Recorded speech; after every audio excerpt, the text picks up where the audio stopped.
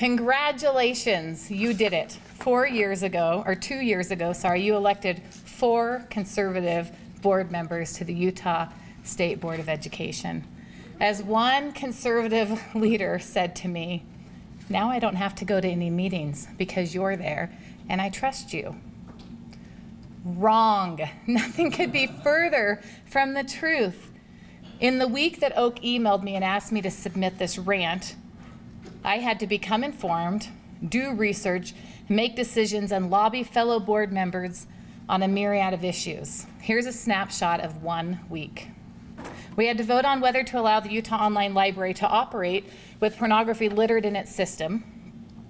We had to evaluate and vote on whether to move forward with Utah health standards that ignore Utah law and fail to place abstinence as the emphasis, not as an afterthought. And they're littered with mental health standards that are concerning and too much to get into in this 5-minute rant.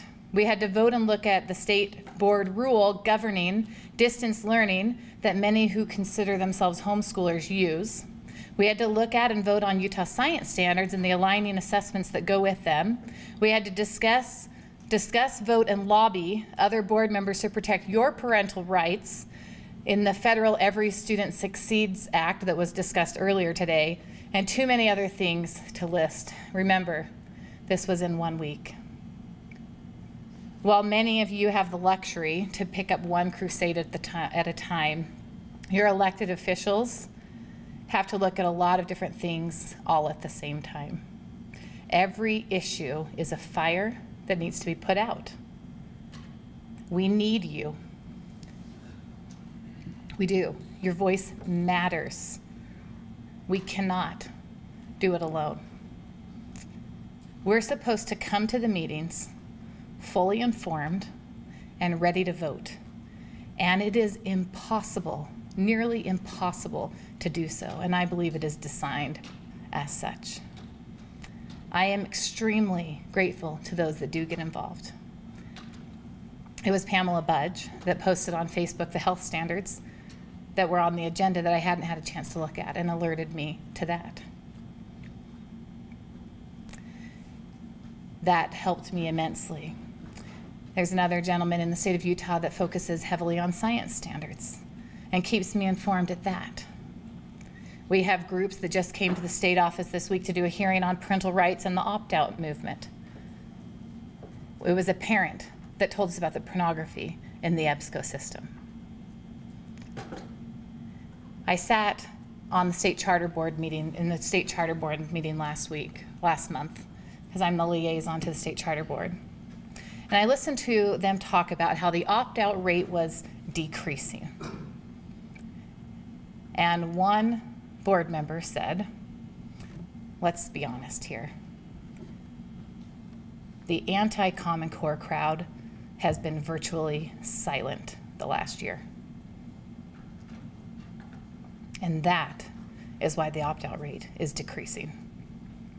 Your voice matters and it makes a difference. We not only need to hear your concerns, but suggestions for improvement as well. We also need your physical presence, if at all possible. If no one is there, we do not have the credibility to stand on.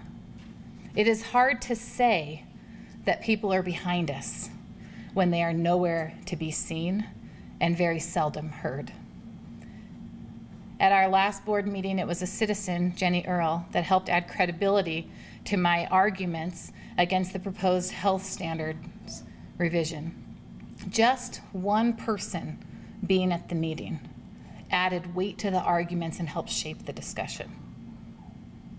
I wanted to thank her for being there. The people spent a lot of time and energy to elect us, and then, or at least it feels like, virtually everybody walked away. At that moment, we lost our power. Your elected officials are only as powerful as the people standing behind them. That is why lobbyists have so much power. They're always there and always present.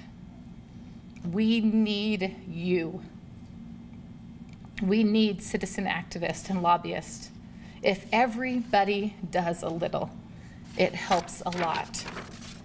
There is truth in the statement that many hands make light work.